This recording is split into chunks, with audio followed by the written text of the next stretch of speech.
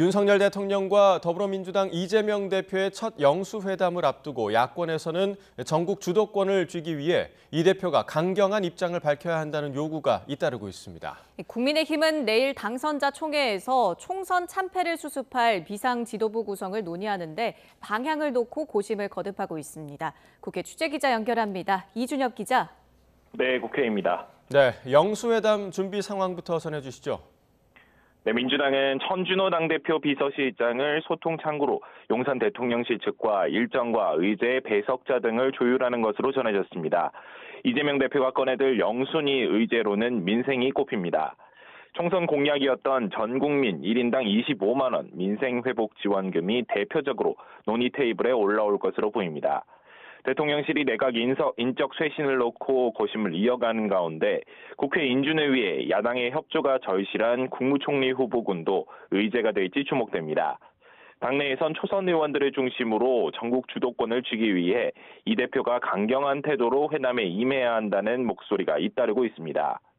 이정문 의원은 SNS에서 국면 전환용 쇼가 아니라면 최상병 특검법과 이태원 참사 특별법 등 국민적 관심 사안에 대한 논의도 가감없이 이뤄져야 한다고 지적했습니다. 김용민 의원도 총선 민심은 협치가 아니라 책임 정치가 우선이라고 주장했습니다. 총선 압승 기세를 대통령실과 협상에서도 이어가기 위해 용산 측을 압박하고 나선 것으로 풀이됩니다. 다만 5선 고지에 오른 김태년 의원은 민심 달래기용 일회성 이벤트가 아닌 소통과 협치의 담대한 시작이 되길 바란다며 대화의 물꼬를 튼 데 의미를 뒀습니다. 네, 국민의힘은 비대위 구성에 대한 논의도 이번 주 본격화한다고요? 네, 국민의힘은 내일 22대 국회의원 당선자 108명을 참석 대상으로 하는 총회를 엽니다. 지난 16일에 이어 두 번째인데 이 자리에서 비대위의 성격과 위원장 인선에 대한 논의가 이뤄질 전망입니다. 특히 당내에선 당 혁신을 위해 전권을 쥔 혁신형 비대위로 갈 것이냐, 전당대회 준비만을 위한 관리형 비대위로 갈 것이냐 등을 놓고 의견이 엇갈리고 있는데요.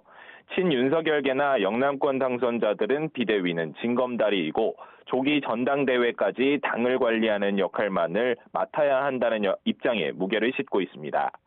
현재 당대표 권한대행인 윤재옥 원내대표가 그대로 추인을 받아 관리형 비대위를 이끄는 안이 거론되고 있습니다.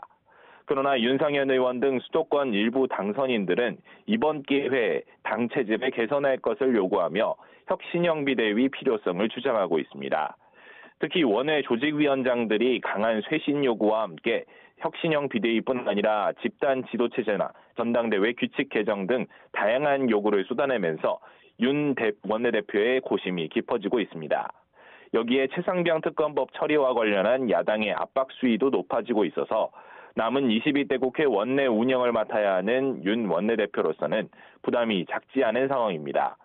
여러 당내 인사들의 의견 충돌이 계속되며 여당의 지도부 공백 사태 수습은 여전히 난항인 모습입니다. 지금까지 국회에서 전해드렸습니다.